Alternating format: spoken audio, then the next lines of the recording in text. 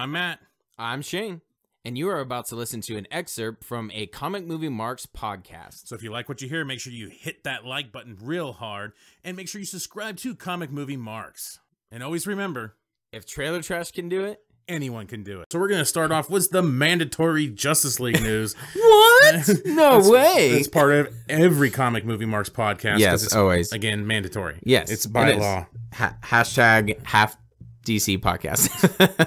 Sort of. Anyway. Actually, but just before we started recording, when I was kind of showing you how iTunes is fucking us over and our podcast numbers are dropping drastically. So thank you to our listeners, our loyal listeners. The ones but by a string. Yeah, one of the things that was down at the bottom, you might be interested in DC movie podcasts. I was like, what the fuck? Someone just solely dedicated their whole podcast to DC movies.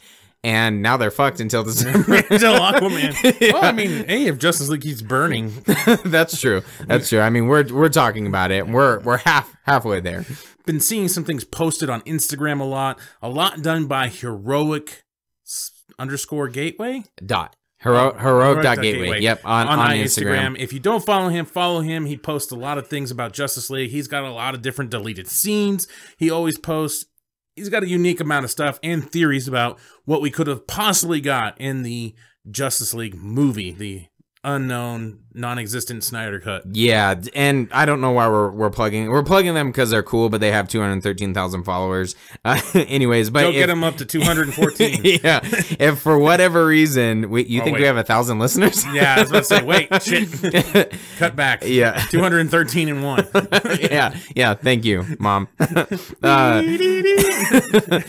And that's our show. So, but the cool part is I don't know if it's a group or if it's one guy. It sounds like it might be a group of people, but what they are attempting to do is recreate the Justice League movie with Snyder, with the Snyder scenes, kind of trim some things down. So if you go to their Instagram the ones we page, believe that are Snyder scenes. Yeah, exactly. And even changing up the score. So we know that the very first scene with Batman and the robber or whatever is a Whedon scene.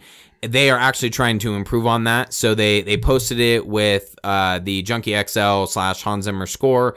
And they were asking for feedback. How can we improve this scene? And they are going to go through the entire movie, rebuild the whole thing, release it for free. They're not asking for money. They're just doing this as a fan service, which is pretty fucking awesome. So yeah, check them out. Keep in touch with them. You know, give feedback as a fan. If you are a fan of the DC, if you're not, then fuck off. Then fast forward to our Black Panther review. But fuck off. Yeah. So, but yeah, check them out, and they have some really cool things. I'm really excited to see what they do with it. The little bit that they've posted on Instagram right now is pretty fucking awesome. So check them out. So we're going to talk about some scenes that we think we've been able to figure out through trailers and pictures and so forth, and some extra low rendered scenes that have been leaked out for Justice League. And so we're going to put some things together here. And we also have those notes from those VFX artists that supposedly have seen the Snyder Cut, or the people that have seen the Snyder Cut that have put out that information. It's all starting to make sense now, at least the middle of the movie, and a lot of dialogue is starting to make sense. Yeah. There's several points in the Justice League movie where dialogue doesn't make sense.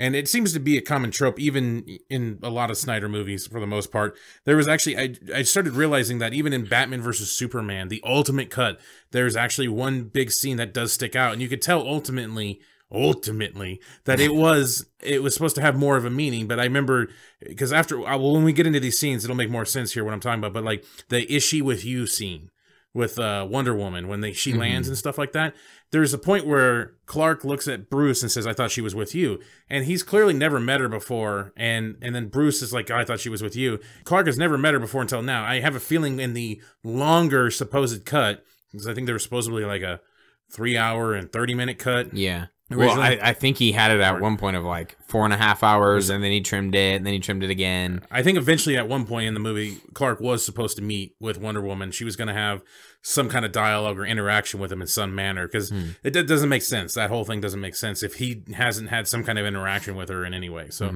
there's a lot of things that don't get always explained when you hear in the dialogue, and especially in Justice League.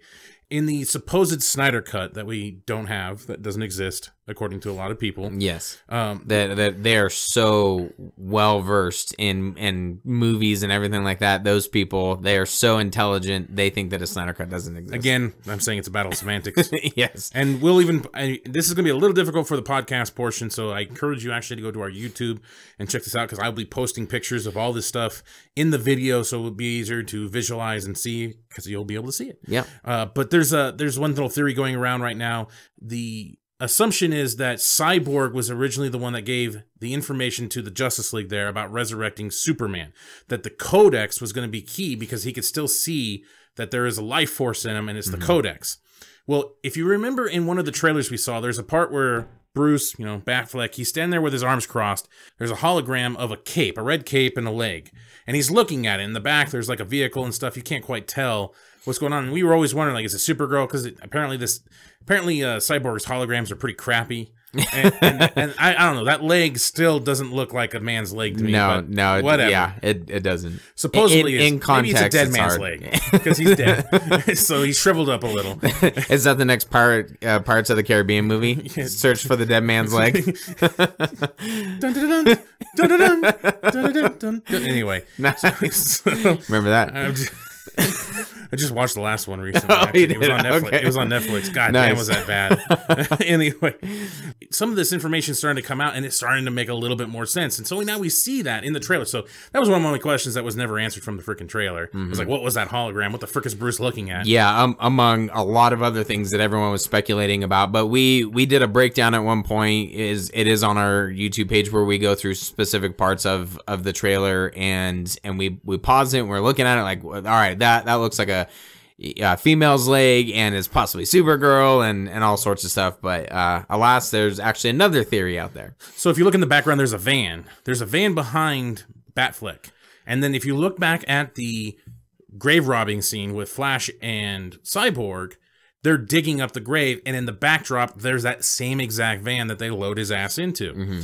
So it kind of makes sense now. Well, the problem is, what you think it was different was because it was so much darker in the trailer version, but in the movie version, the theatrical one, it was so much brighter, so it doesn't even look like the same place anymore.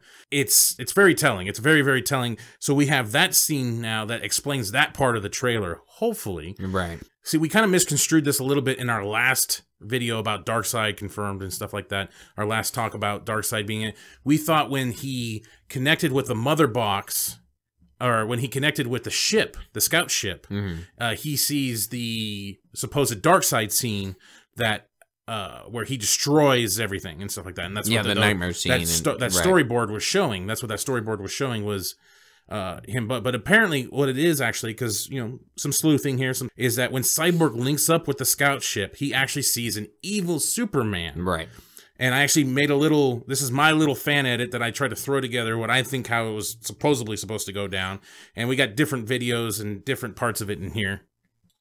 Okay, so I have the video up on YouTube, but as you can see, there's a part where it's a deleted scene that we didn't get of Victor nodding. So he links up, and this is my edits right here, but this is what supposedly, according to those details that we see, that he's seeing is evil Superman. Right.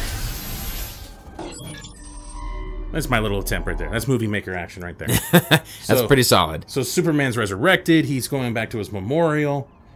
Now, this scene coming up here is a low-res scene that was leaked out. PS2 version. Yeah, our PS2 version. And I kind of think this is originally what the idea was. Because Superman in this one is different. He doesn't turn around confused. He turns around pissed in this one. So then he looks at them. They're standing there, staring at him, his awesome chest. And I even have the text in here to make sense. He's obviously checking him out, staring at Diana's, you-know-what. Yep, checking him out. He's not all right. So this explains when he zooms in on Cyborg. What?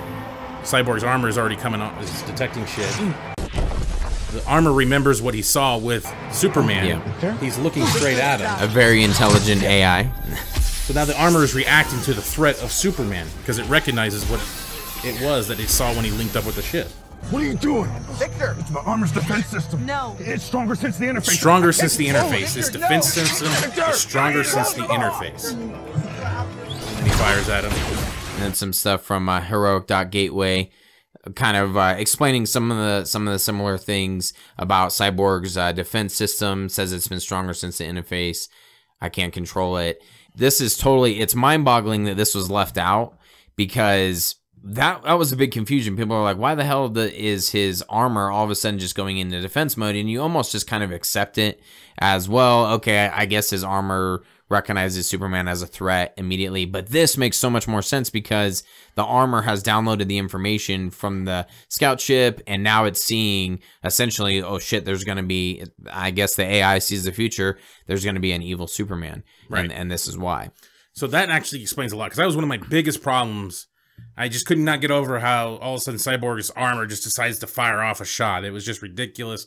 It just seemed really stupid, and it just seemed a dumb way to escalate the situation when it didn't need to be. Yeah, in context, absolutely. Yeah, in the theatrical version. Right. In this version, it makes more sense, because now his armor sees what's going on. A very intelligent AI. He knows what's going on. It's linked with the mother box. He is a mother box for the most part. I mean, that's how he's tying in now. And then there's the Lois Lane scene. So a lot of people have been speculating about this, where in the first trailer, there's a small snippet, where she's just walking on the street or on the sidewalk, turns around very slowly, and then it cuts away. Well, a lot of people are now assuming that she actually wasn't brought in by Alfred. She wasn't the big guns. You know, I don't even know if Alfred was even part of this. Just that line sounds like a Joss Whedon line. Bring in the big guns. She might have just seen what was going on, because as we saw in the other trailers, the same trailer before, they're fighting, like there's military vehicles there. And that's what Cyborg blocks from running over some people, tell them to, hey, you maybe should get the fuck out of here. Right. So obviously there's probably a lot of commotion. She goes back to Heroes Park, I think it is. And she's probably going there, and because she's wearing the same outfit as she pops up there. Right. And she's wearing the same damn outfit. So it makes more sense. She wasn't necessarily planned. Bruce didn't listen to Flash saying Lois Lane was the key. Right. He didn't give a fuck. He just wanted to stop Superman.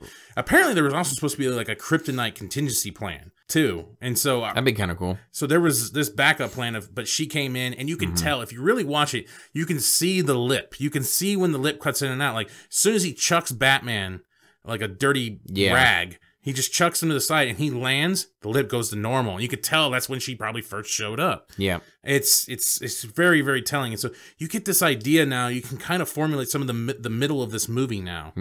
So one last thing that we got was now once again done by Heroic.Gateway. He kind of somebody put together this little fan edit, similar to what I did before, of when Cyborg links with the mother box for the first time, while they're having that big fight with Steppenwolf.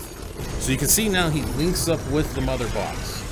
And this is the idea where that storyboard is going to come to life when he links up with the mother box. They threw in the mother box from Atlantis blowing up, so they're using that. The nightmare scene, he sees that, just like the storyboard, the mother box blowing up.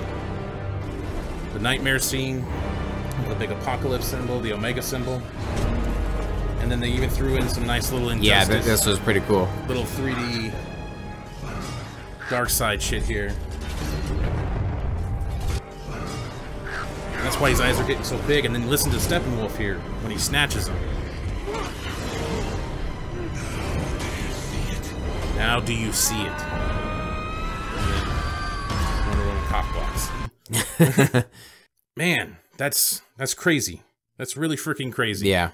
That makes so much more sense. Cyborg, I think, was supposed to be so much more integral into this story, and he was supposed to kind of bring us into that so-called evil Superman story, that what was the future of the Justice League and stuff like that. This terrible scenario of what could possibly happen. Yeah, what's really intriguing is that we know that Snyder has said that Cyborg was supposed to be the heart of this film, but in several different ways. He's kind of the link between Batman v Superman and Justice League, tying everything together a little bit, being able to see the future and really understand what the possibility of what can happen.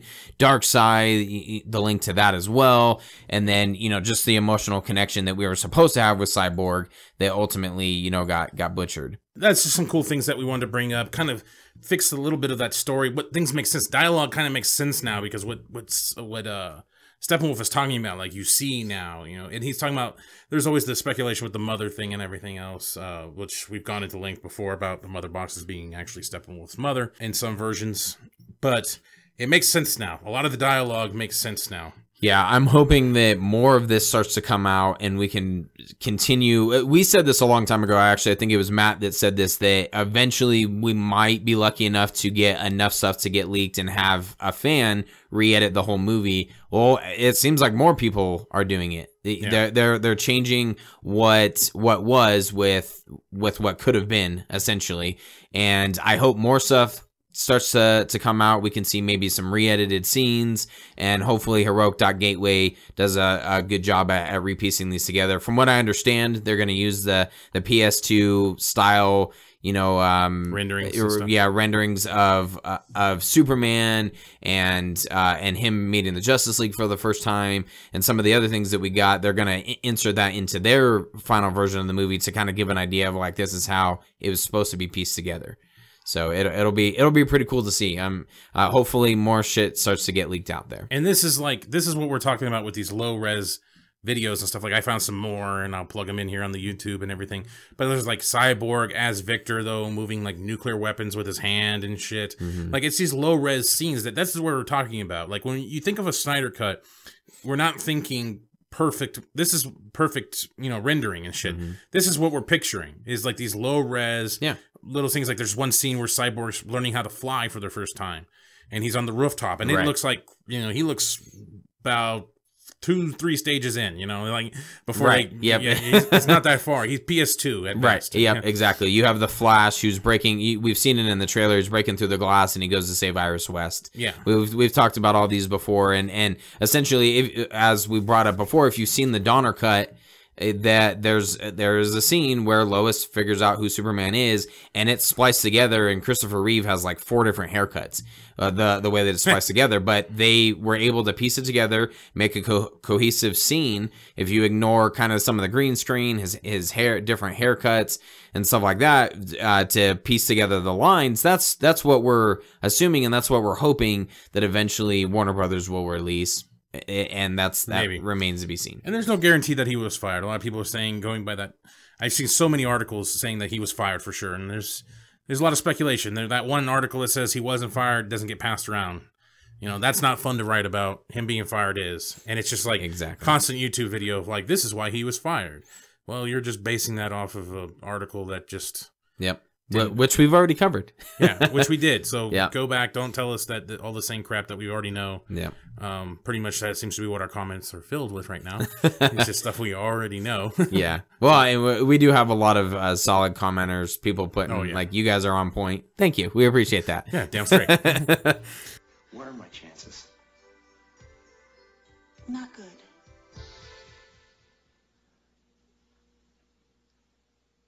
You mean not good, like 1 out of 100? I'd say more like 1 out of 1,000,000.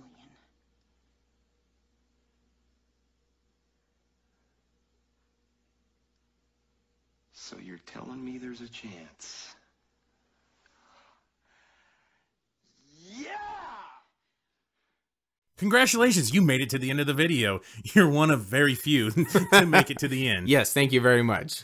Make sure you hit that like button and subscribe to Comic Movie Marks Podcast and hit the notification bell. You know, all these fucking YouTube channels say this shit, so I'm going to say it now. Yes, it's perfect. And if you want to hear our full podcast, you can check out our podcast on iTunes or any other podcast subscription service. Make sure you subscribe. Thanks again.